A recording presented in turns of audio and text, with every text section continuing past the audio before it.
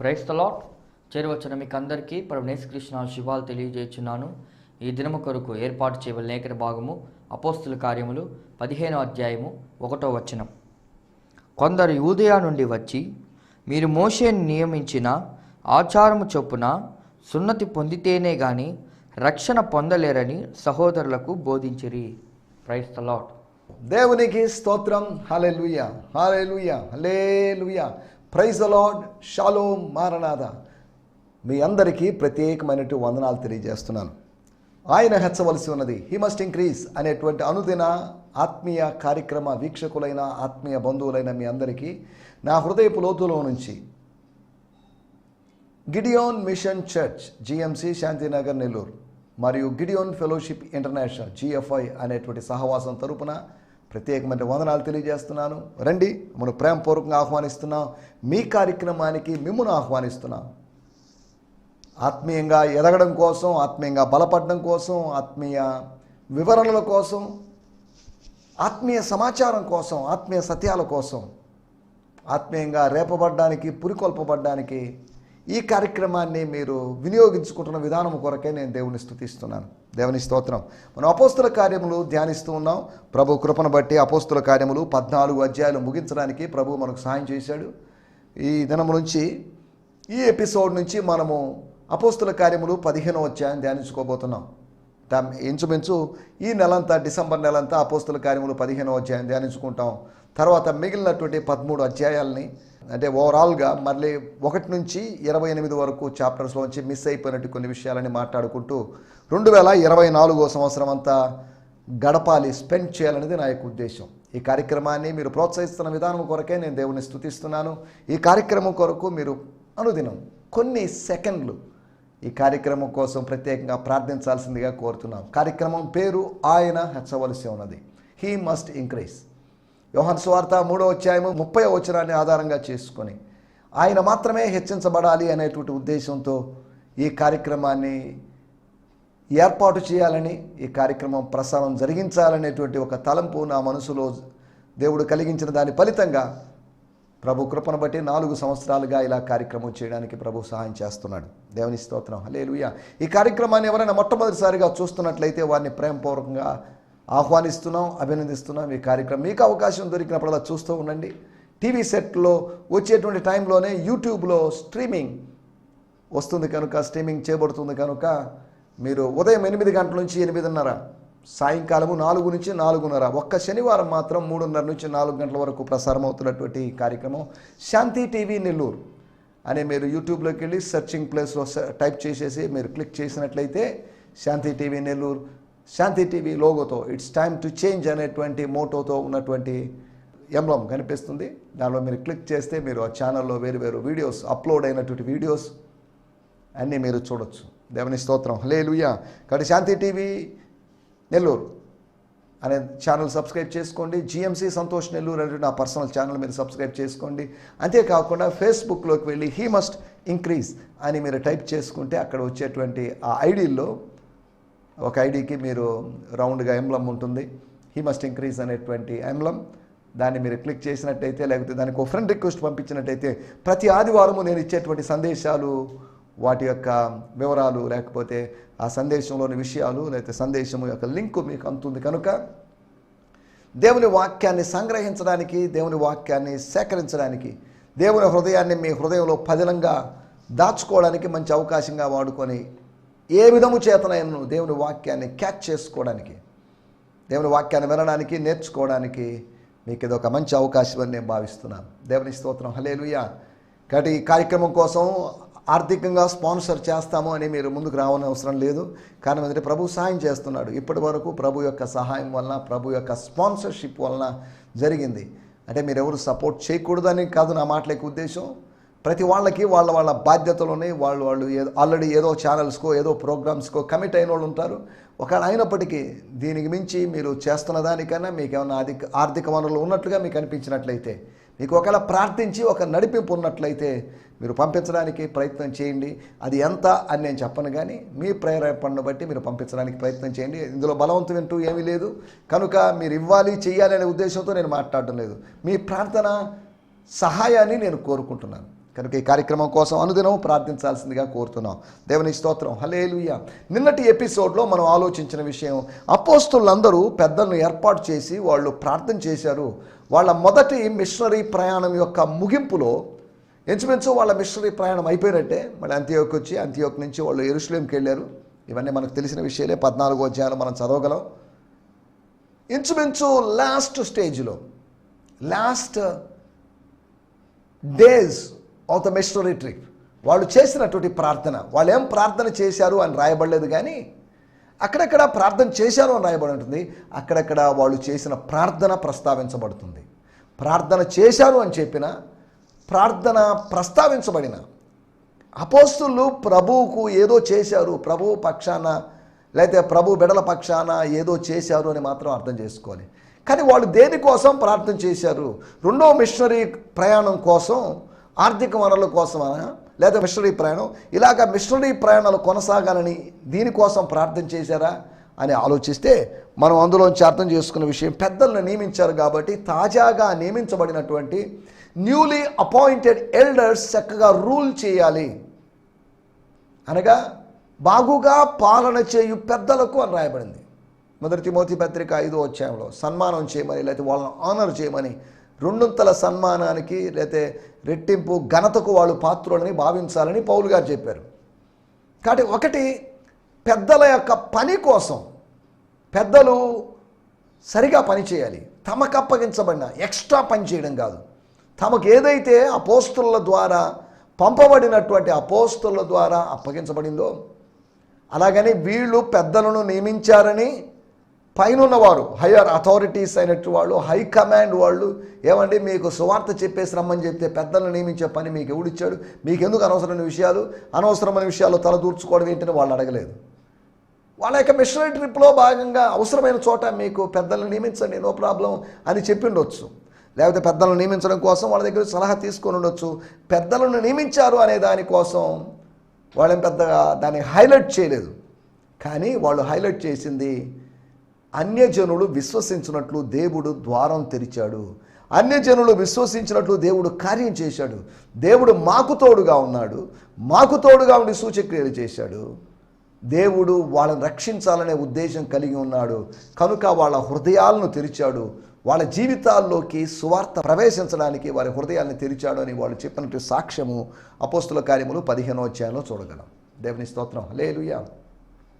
ఒకటి, పెద్దల యొక్క పని కోసం, పెద్దలైనా చిన్నలైనా పిల్లలైనా ఎవరికైనా పని ఉంది సంఘంలో. శరీరములో పెద్ద అవయవం కావచ్చు, పరిమాణంలో పెద్దది కావచ్చు, పరిమాణంలో చిన్నది కావచ్చు, బాహ్యంగా ఉన్న అవయవం కావచ్చు, అంతర్గతంగా ఉన్నటువంటి అవయవం కావచ్చు. ప్రతి అవయవానికి ఒక పని ఉంది. క్రీస్తు శరీరంలో పెద్దలు అనబడినటువంటి ప్రాముఖ్యమైన అవయవాలు అనుకుందాం. వాళ్ళని గురించి, వాళ్ళకి అప్పగించబడిన మనలో పని చక్కగా నిర్వర్తించాలి, దానికోసం ప్రార్థన చేశారని, లేకపోతే వాళ్ళ తల మీ చేతుల గురించి ప్రార్థన చేసి ఉండొచ్చేమో. సరే, ఇవన్నీ మనకు అక్కడ రాయబడలేదు. రెండవదిగా, పరిశుద్ధులు నిలకడగా ఉండాలని. సెయింట్స్, అక్కడ స్థానిక సంఘాల్లో ఉన్నటువంటి దెర్బే, లుస్త్రా, ఈకోనియా, ఈ ప్రాంతాల్లో ఉన్నటువంటి ప్రజలు, విశ్వాసులు, పాత శిష్యులైనా కొత్త శిష్యులైనా వాళ్ళు విశ్వాసంలో స్థిరంగా ఉండాలి. They should be true to their faith.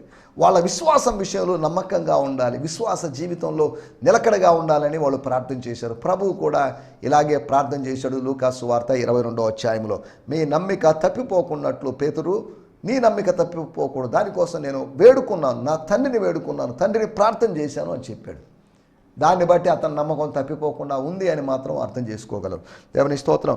మూడో విషయము, పరిచర్య యొక్క పెరుగుదల, పరిచర్య యొక్క సరిహద్దుల యొక్క విశాలత కోసం.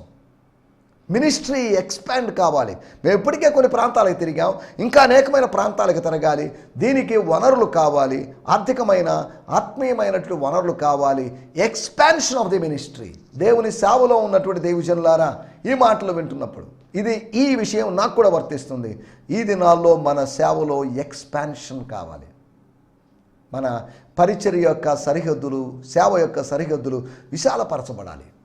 ఎంతసేపటికి ఆ బార్డర్లలో లిమిటెడ్గా పరిమితమైన పరిచర్య చేయకుండా అపరిమితమైన పరిచర్య చేయడానికి ప్రభు మనకు సహాయం చేయనుగాక. అంత్య దినాలు కోత విస్తారంగా ఉంది కనుక విస్తారమైన పరిచర్య చేయాల్సిన అవసరం ఉంది. కనుక విశాలత కావాలి. ఇరుకులో విశాలత కలుగు చేసేటువంటి దేవుడని వాక్యం చెప్తుంది కనుక మన పరిచర్యలో, మన స్థానిక సంఘాల పరిచర్యలో విశాలతను చూడడానికి ప్రభు సాయం చేయనుగాక. 4వదిగా వారు ప్రయాణం అంత సులభతరమైంది కాదు. ఈ రోజులో జరుగుతున్న ప్రయాణం లాంటిది కాదు. ఆ ప్రయాణం సాఫీగా సుఖవంతంగా జరగాలని వాళ్ళు ప్రార్థన చేస్తుండొచ్చు. ఖచ్చితంగా చేశారని కాదు. కామన్గా ప్రయాణాలప్పుడు ప్రార్థన చేయడం, ప్రయాణాలకు ముందు ప్రార్థన చేయడం, ప్రయాణాల్లో కూడా ప్రార్థన చేయడం ఇటువంటివి జరుగుతుంటాయి. అలాగే తమ ప్రయాణం కోసం వాళ్ళు ప్రార్థన చేసి శుభకరమైన ప్రయాణం కోసం ఎజ్రా అనేటువంటి ఆయన ప్రార్థన చేసినట్లుగా ఎజ్రా గ్రంథము 8వ అధ్యాయంలో మనం చూడగలం. కాబట్టి ఈ 4 విషయాల కోసం, పెద్దల పని కోసం, పరిశుద్ధుల యొక్క నిలకడ కోసం, పరిచర్య పెరుగుదల కోసం, అంతేకాకుండా పరిచారకుల యొక్క ప్రయాణం కోసం, ఎక్కడెక్కడికో సేవకులు ప్రయాణం చేస్తుంటారు, ఏవేవో గ్రామాలకు వెళ్తుంటారు, ఏవేవో జిల్లాలకు, ఏవేవో రాష్ట్రాలకు వెళ్తుంటారు. దేవుని స్తోత్రం, హల్లెలూయా. కాబట్టి పరిచర్యకు విరామం లేకుండా, రెస్ట్ లేకుండా, విశ్రాంతి లేకుండా పనిచేస్తున్నటువంటి సేవకులు, నమ్మకస్తులైన సేవకులు చాలామంది ఉన్నారు. తాము చేస్తున్న దాని గురించి కొద్దిగా చేసినా కానీ బాగా డబ్బాలు కొట్టుకునేటువంటి సేవకులు ఉన్నారు, అది వేరే విషయం. అయినప్పటికీ నమ్మకంగా పరిచర్య చేసేటువంటి సేవకులు చాలామంది ఉన్నారు. వారందరిని బట్టి నేను ప్రభు నామాన్ని మయంపరుస్తున్నాను. కార్పొరేట్ సేవకులు అనబడిన వాళ్ళు కాస్త చేసిన దానికి ఒక పెద్ద పబ్లిసిటీ చేసుకుంటూ, అంత చిన్న పనికి కూడా బెలూన్లో లేకపోతే గాలి బొడగల్లో ఊది దాన్ని పెద్దది చేసి చూపించినట్లుగా వాళ్ళ కార్యక్రమాల ముందు వెనక చూపించినట్లుగా కొంతమంది చేస్తున్నారు. He must increase. మీ యొక్క కార్యక్రమాలు, మీ యొక్క విజిటింగ్స్, మీరు ఏ దేశాలకు వెళ్తున్నారు అనేది ప్రమోట్ కావాల్సిన అవసరం లేదు, అది ఇంక్రీజ్ కావాల్సిన అవసరం లేదు. Jesus should increase in your lives and in your ministry wherever you are. నువ్వు నెల్లూరు జిల్లాలో కావచ్చు, లేకపోతే పక్క జిల్లాలో కావచ్చు, వేరే రాష్ట్రంలో కావచ్చు, ఎక్కడున్నా కానీ he must increase, not you. మీరు, నేను కాదు, ప్రభు హెచ్చించబడాలనే సంగతిని మీరు జ్ఞాపకం చేస్తున్నాను. రండి మనము ఈ సమయంలో దేవుని వాక్యాన్ని ధ్యానించుకుందాం. దేవుని వాక్యం ధ్యానించుకోవడానికి వచ్చాము. ఉదయకాలపు మీ వ్యక్తిగతమైన ధ్యానం ముగించుకున్నారని నేను భావిస్తున్నాను. ప్రతిరోజు మార్నింగ్ మెడిటేషన్ ఖచ్చితంగా చేయండి. మార్నింగ్ డివోషన్, మెడిటేషన్ మరియు మెడికేషన్ రెండు ఇంచుమించు ఒకటే మూలంలోంచి వచ్చింది. Meditation, medication. మెడిటేషన్ అంటే ధ్యానము, మెడికేషన్ అంటే మందులు లేదా ఔషధాలు తీసుకోవడం. ఆత్మకు ఆహారం లాంటిది, ఆత్మకు ఔషధం లాంటిది మనం దేవుని వాక్యాన్ని ధ్యానించడం. మెడిటేషన్ ఎంత అవసరమో మెడికేషన్ కూడా అంతే అవసరం. అనారోగ్యంగా ఉన్నాం, నేను మెడిసిన్స్ తీసుకోవాలి, మీరైనా మెడిసిన్స్ తీసుకోవాలి. లేదంటే మెడిసిన్ తీసుకోకుండా ప్రభు బాగు చేస్తాడనే విశ్వాసం ఉన్నట్లయితే దేవునికి స్తోత్రం. అలా అట్టి విశ్వాసం లేని వాళ్ళ మీద బలవంతంగా విశ్వాసాన్ని రుద్ది వాళ్ళని మరింత రోగగ్రస్తులుగా మార్చే విధానం మనలో ఉండకూడదు. కొన్ని సంఘాల వాళ్ళు అలా విశ్వసిస్తున్నారు. ఆ విశ్వాసాన్ని తప్పు అని నేను చెప్పడం లేదు, కానీ అది వారి వ్యక్తిగతమైన నిర్ణయం మీద ఆధారపడి ఉంటుంది. అనేక మంది బలంగా విశ్వసించినప్పటికీ కార్యాలు జరగడం లేదు. కొంతమంది విశ్వసించినప్పుడు అనేకమైన కార్యాలు జరుగుతున్నాయి. ఏదేమైనప్పటికీ వాటిని ఆధారంగా చేసుకొని మనం ఎవరిని విమర్శించడం లేదు. కాబట్టి మందులు వాడాలా వద్దా అనేది మీ వ్యక్తిగతమైనటువంటి విషయంగా, వ్యక్తిగతమైన విషయం విజ్ఞతకే దాన్ని వదిలేస్తున్నాం. It's up to you either you use medication or not. Spiritual medication అనగా మెడిటేషన్. ఆ మెడిటేషన్, మెడికేషన్ రెండు ఒకే మూలాల్లోంచి వచ్చాయి కనుక ఏ విధంగా మెడిటేషన్ లేకపోతే మనసు దెబ్బతింటుందో, మెడికేషన్ లేకపోతే మన శరీరం దెబ్బతింటుందో, అలాగే దేవుని వాక్యాన్ని మెడిటేట్ చేయకపోతే, మెడిటేషన్ అంటే జనరల్గా చెప్పబడుతుంది ఏదో ప్రశాంతంగా కూర్చొని, ఏదో ఒక ఆసనం వేసుకొని, ఏదో యోగా టైపులో, ఏదో ఒక తపస్సు టైపులో, ఏదో ఒక ధ్యానం టైపులో చేసేదాని గురించి వాళ్ళు మెడిటేషన్ అంటున్నారు. ఏదో బీజాక్షరాన్ని జపిస్తూ స్మరిస్తూ ఉండడం, లేదా దాన్ని పదే పదే పునరావృతం చేసి పలుకుతూ చేసేదాని గురించి వాళ్ళు చెప్తున్నారు.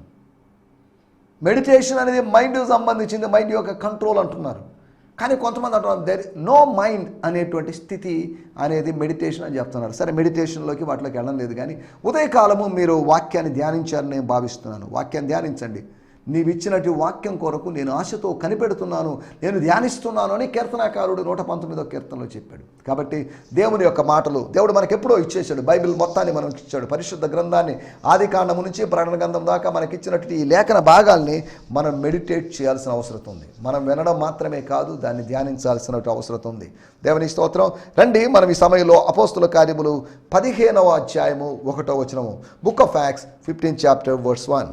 కొందరు యూదయ నుండి వచ్చి వీరి మోషే నియమించిన ఆచారము చొప్పున సున్నతి పొందితేనే కాని రక్షణ అనుభవం లేదని సహోదరులకు బోధించిరి. స్తోత్రం, హల్లెలూయా. కొందరు జూడియా నుంచి వచ్చి, మీరు మోషే నియమించిన ఆచారము చొప్పున సున్నతి పొందితేనే గాని రక్షణ పొందలేరని సహోదరులకు బోధించిరి. రక్షింపబడ్డ సహోదరులకి, రక్షణానుభవం కలిగిన సహోదరులకి, మీ రక్షణ పరిపూర్ణం కాదు, మీరు సున్నతి పొందలేదేంటి, మీరు సున్నతి పొందారేమో, కానీ ఇక మీదట ఎవరైనా రక్షింపబడాలనుకుంటే సున్నతి పొందాల్సిందే అనేటువంటి ఒక కొత్త బోధన తీసుకొచ్చారు. నేను చదువుతున్నాను. వెన్ పాల్ అండ్ బర్నబాస్, వాళ్ళు విడిపోలేదు. ఈ అధ్యాయంలో వాళ్ళు విడిపోతారు. వాళ్ళు విడిపోవాలని మనం కోరుకోవడం లేదు. వాళ్ళు విడిపోవాల్సిన పరిస్థితి వచ్చింది, మళ్ళీ తర్వాత కలుసుకున్నారు, అది వేరే విషయం. While Paul and Barnabas were in అంటియోకులో ఉన్నప్పుడు, అంటే వచ్చినప్పుడు, some false teachers came from Judea to trouble the believers. యూదయ అంటున్నామంటే అది దక్షిణ ప్రాంతంలో ఉన్నటువంటి ఇజ్రాయెల్, దక్షిణ ఇజ్రాయెల్, సదరన్ ఇజ్రాయెల్ గురించి మాట్లాడుతుంది. యూదయ ప్రాంతం అనగా యెరూషలేము ఉన్నటువంటి ప్రాంతం. బహుశా యెరూషలేము నుంచి వచ్చారో లేదో మరి మనకు తెలియదు. యూదయ నుంచి కొంతమంది, they came from Judea to trouble the believers, విశ్వాసులైన వారిని కలవరపరచడానికి, ఇబ్బంది పరచడానికి కొంతమంది వచ్చారు. ఏదో సంతోషపరచడం కోసం వచ్చినట్టుగా ఉన్నారు, కానీ సంతోషం కలుగజేయడానికి, కలవరం కలుగజేయడానికి వాళ్ళు వచ్చారనే సంగతి మనం మర్చిపోకూడదు. దే టాట్, వాళ్ళు చెప్పినటువంటి విషయం, వాళ్ళు బోధించినటువంటి విషయం, వాళ్ళు ఉపదేశించిన విషయం ఏంటంటే, అన్లెస్ యు ఆర్ సర్కంసైజ్డ్, అనగా మీరు సున్నతిని ఆచరించకపోతే, ఛేదన ఖండన అనేటువంటి అనుభవానికి గురి కాకపోతే, ఈ భౌతికమైన అనుభవానికి గురి కాకపోతే, as the law of Moses required, మోషే యొక్క ధర్మశాస్త్రము కోరిన దాని ప్రకారం, మోషే ధర్మశాస్త్రంలో చెప్పబడిన ప్రకారము అలా మీరు సున్నతి పొందకపోతే, then you cannot be saved, మీరు రక్షించబడలేరు. దేవుని స్తోత్రం. ఈ వాక్యము ఎంతవరకు వాస్తవమో దీని గురించి మనం కొద్దిగా ఆలోచించబోతున్నాం. వాడుక భాషలో కూడా మనం చదువుకుందాం. బ్రియాన్ సిమ్మన్స్ గారి తర్జుమాను నేను చదివాను, తర్వాత ఫాదర్స్ లైఫ్ న్యూ టెస్టిమెంట్లో వచ్చి నేను చదువుతున్నాను. దానికి ముందుగా మనం వాడుక భాషలోంచి WBTC వారి పవిత్ర బైబిల్లోంచి, అక్కడున్న సోదరులకు సున్నతి అనే మోషే ఆచారాన్ని పాటిస్తే తప్ప మీకు రక్షణ లభించదని బోధించారు. And certain men came down from Judea and taught the brethren, saying, unless you are circumcised, following the custom of Moses, you cannot be saved. మోషే ఆచారాన్ని ఆచరించకపోతే, మన పూర్వీకులందరూ చేసినటువంటి ఆచారాన్ని, ఈ సత్యంలో ఈ సాంప్రదాయాన్ని ఎందుకు కలపకూడదు? సత్యాన్ని సాంప్రదాయాన్ని కలిపి తీసుకుని వెళ్దాము, వీటిని ఎందుకు విడగొట్టాలి? Why truth and tradition should be diverse? They should be united. అవి విడాకులు పొందినట్లుగా, వివాహ మోచనము పొందినట్లుగా, విమోచన పొందినట్లుగా ఉండకుండా అవి కలిసి ఉంటే తప్పేమిటి? సత్యం ఉందండి, సత్యంతో పాటు కొద్దిగా సాంప్రదాయం కలిస్తే తప్పేముందండి అని సనాతన వాదులు, లేకపోతే ఆర్థోడాక్స్ పీపుల్, ఆర్థోడాక్స్ జ్యూస్, లేకపోతే ఆర్థోడాక్స్ బ్రదర్స్,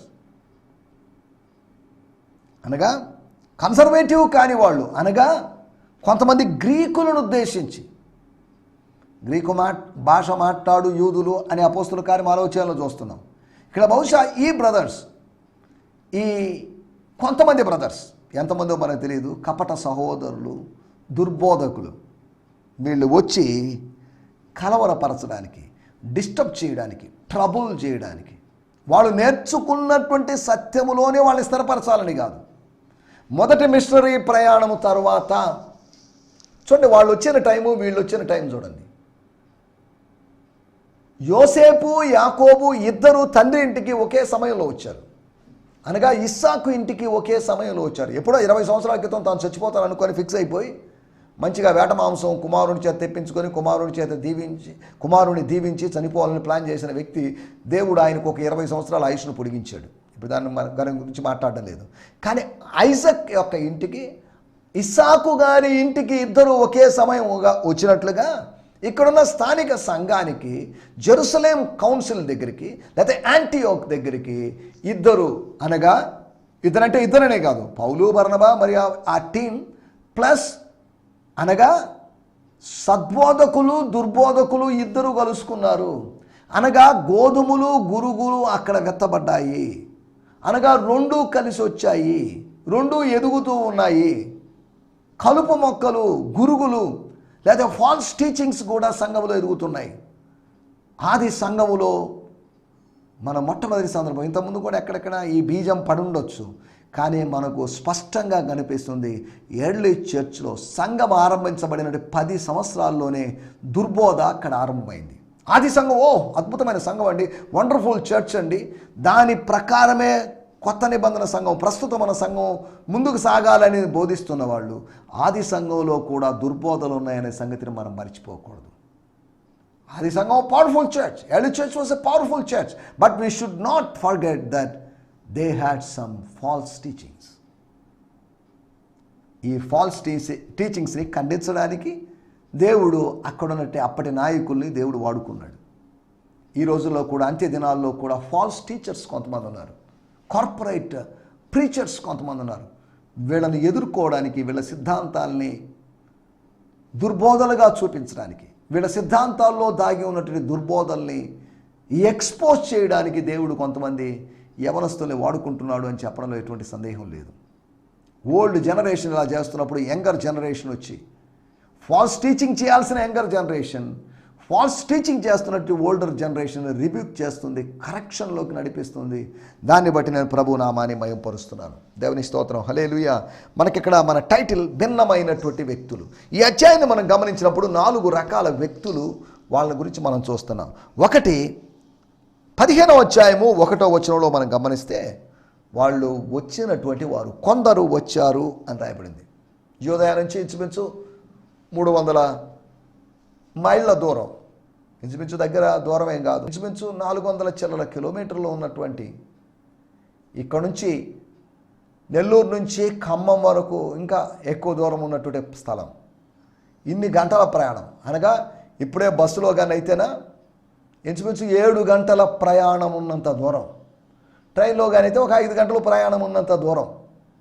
ఇన్ని గంటలు ప్రయాణం ఉన్నంత దూరం వచ్చి ఒకళ్ళేమో దుర్బోధలు విత్తడానికి వస్తే, ఒకరు దేవుని కార్యాలను వివరించడానికి వచ్చారు. దేవుని స్తోత్రం. గమనించండి, దేవుని కార్యాలను వివరించడానికి, దేవుని కార్యాలను జరిగించడానికి కొంతమంది వస్తున్నప్పుడు సాతానుడు వాటితో పాటు దుర్బోధలు విత్తడానికి కొంతమందిని పంపిస్తాడు. ఒకటి నంబర్ 1, స్వయంగా వచ్చిన వారు, భిన్నమైన వ్యక్తులు, అయితే వేరు వేరు వ్యక్తుల గురించి మనం మాట్లాడుకుంటున్నాం. డిఫరెంట్ టైప్స్ ఆఫ్ పీపుల్ గురించి మనం మాట్లాడుకుంటున్నాం. ఒకటి, దే కేమ్ బై దెమ్సెల్వ్స్, వాళ్ళంతటా వాళ్ళు వచ్చిన వాళ్ళు, స్వయంగా వచ్చిన వాళ్ళు. వాళ్ళకి హెడ్ ఆఫీసో లేదా వాళ్ళకి లీడర్స్ ఎవరో, ఈ న్యూ టీచింగ్స్ మూమెంట్ యొక్క ఫౌండర్ ఎవరో మనకు తెలియదు. బహుశా ఎవరైనా యూదులై ఉండొచ్చు. క్రైస్తవత్వాన్ని వ్యతిరేకిస్తున్నటువంటి, క్రైస్తవత్వం మీద దాడి చేయాలనుకునే ప్రయత్నం చేస్తున్నటువంటి ఎవరైనా సనాతనమైనటువంటి యూదులు కావచ్చు. సరే, మన దాంట్లోకి వెళ్ళలేదు. ఒకటి, స్వయంగా వచ్చిన వారు. రెండో విషయాన్ని నేను మీకు జ్ఞాపకం చేస్తాను. అపోస్తుల కార్యములు 14వ అధ్యాయం, అనగా పక్కనున్న అధ్యాయంలో, అనగా ముందున్న అధ్యాయంలో 14, 15 ఇలా అధ్యాయాలు చెప్పుకుంటూ వస్తున్నప్పుడు మనం గమనించాలి, ఇవంతా కంటిన్యూగా ఉన్నాయి. కానీ కాలక్రమేణా బైబిల్ పండితులు వీటిని అధ్యాయాలుగా, వచనాలుగా విభజించారనే సంగతి మనం మర్చిపోకూడదు. స్తోత్రం. 14వ అధ్యాయము 19వ వచనం. అంత్యోకయ నుండి జన సమూహములు, లోకల్గా ఉన్న పీపుల్ని, బయటోళ్ళు, లోకలోళ్ళు, నాన్ లోకలోళ్ళు కలుసుకొని పౌలు అనేటువంటి సేవకుని మీద, బోధకుని మీద రాళ్ళు రుబ్బి వాళ్ళని ఎవరు పంపించారు? యాంటియోక్ నుంచి, ఈకోనియా నుంచి వచ్చినట్టు ప్రజల్ని ఎవరు పంపించారు? రెండో విషయం, శత్రువు పంపితే వచ్చేవాళ్ళు. స్వయంగా వచ్చిన వాళ్ళు ఉన్నారు. రెండోది, శత్రువు పంపితే, అనగా అపవాది పంపితే, సాతాను పంపితే వచ్చేవాళ్ళు ఉన్నారు. మన జీవితాల్లో కూడా స్వయంగా వస్తారు. వాళ్ళని మనం సులభంగా అటాక్ చేయొచ్చు, వాళ్ళని రిజెక్ట్ చేయొచ్చు. కానీ సాతాను పంపితే వచ్చేవాళ్ళు, వాళ్ళని రిజెక్ట్ చేయలేమని కాదు, వాళ్ళని కూడా మనం తిరస్కరించవచ్చు. వాళ్ళ యొక్క పన్నాగాలకు ఒక అంతం పలకొచ్చు, ఒక ముగింపు పలకొచ్చు అనే విషయాన్ని మనం ఇక్కడ అర్థం చేసుకోగలం. రెండో విషయము, శత్రువు పంపితే వచ్చిన వాళ్ళు. మూడో విషయాన్ని నేను మీకు జ్ఞాపకం చేస్తాను. అపోస్తల కార్యములు 15వ అధ్యాయము 3వ వచనం. వారు సంఘము వలన సాగనంపబడి, వారు సంఘము వలన, దేవుని సంఘం వలన అనగా లోకల్ చర్చ్ వలన పంపబడ్డారు. నేను చదువుతున్నాను ఆ మాటని, 3వ వచనం. స్తోత్రం. As they passed through Lebanon and Samaria, they stopped to share. ఇంకా ముందు, so the church sent them on the way. The church sent them.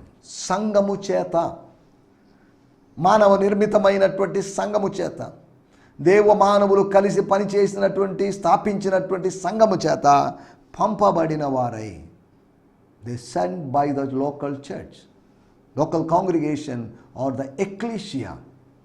దేవుని స్తోత్రం. సంఘము వలన పంపబడిన వాళ్ళు కొంతమంది ఉన్నారు. ఒకటి స్వయంగా వచ్చిన వాళ్ళు ఉన్నారు, శత్రువు పంపితే వచ్చిన వాళ్ళు ఉన్నారు. మూడోది సంఘము, దేవుని సంఘం వలన పంపబడిన వాళ్ళు ఉన్నారు. నాలుగో విషయాన్ని నేను మీకు జ్ఞాపకం చేస్తాను. అపోస్తల కార్యములు 15వ అధ్యాయము 6వ వచనం. అప్పుడు అపోస్తలులను పెద్దలను ఈ సంగతిని గురించి ఆలోచించుటకు కూడి వచ్చిరి. బహు తర్కము జరిగిన తర్వాత పేతురు లేచి వారితో ఇట్లా నేను. పేతురు లేచి వారితో ఇట్టాను. పేతురు అప్పటిదాకా కూర్చొని ఉన్నాడు. పేతురు అప్పటిదాకా మౌనంగా ఉన్నాడు, సైలెంట్గా ఉన్నాడు. ఇక మాట్లాడకుండా ఉంటే లాభం లేదనుకొని తాను లేచాడు. పేతురు లేచాడు. ఇదే 5వ వచనంలో కూడా మనం గమనించినట్లయితే, పరిసయ్యుల తెగలో విశ్వాసులైన, పరిసయ్యుల తెగలో అనగా మాజీ పరిసయ్యులు, పరిసయ్యుల గ్రూపు సంబంధించిన వాళ్ళు, విశ్వాసులైన వాళ్ళు అనగా శిష్యులైన వాళ్ళు లేచారు. తర్వాత పేతురు గారు లేచారు. సందర్భాన్ని బట్టి లేచిన వాళ్ళు, సందర్భాన్ని బట్టి మన పక్షాన చేరేవాళ్ళు, సందర్భాన్ని బట్టి సమయాన్ని బట్టి మన పక్షాన వాదించేవాళ్ళు ఉంటారు. 4 రకాలైన ప్రజల గురించి మనం మాట్లాడుకుంటున్నాం, భిన్నమైన వ్యక్తిత్వాల గురించి. ఒకటి స్వయంగా వచ్చేవాళ్ళు ఉన్నారు, మమ్మల్ని ఎవరు పంపించలేదు, మేము వచ్చాము, మాకు రావాలనిపించింది మేము వచ్చాం అనేటట్టు. రెండవది శత్రువు పంపితే వచ్చిన వాళ్ళు. మూడవది సంఘము పంపితే, లోకల్ రిలీజియస్ ఆర్గనైజేషన్ ద్వారా పంపబడితే వచ్చిన వాళ్ళు ఉన్నారు. నాలుగోది సందర్భాన్ని బట్టి లేచిన వారు, వచ్చేవాళ్ళు ఉన్నారు.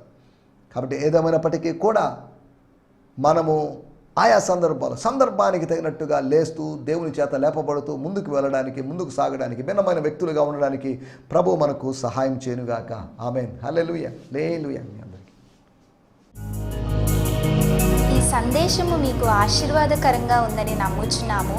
ప్రార్థన అవసరతల కొరకు మమ్మల్ని సంప్రదించవలసిన మా చిరునామా గిద్యోన్ మిషన్ చర్చ్, 6వ వీధి, శాంతినగర్, నెల్లూరు 4, ఆంధ్రప్రదేశ్. పిన్ 524004. మా ఫోన్ నంబర్లు 7036443613 మరి ఒక నంబర్ 9392293010. మా ఈమెయిల్ ఐడి gfihmi2015@gmail.com. దేవుడు మిమ్మును ఆశీర్వదించునుగాక. ఆమేన్.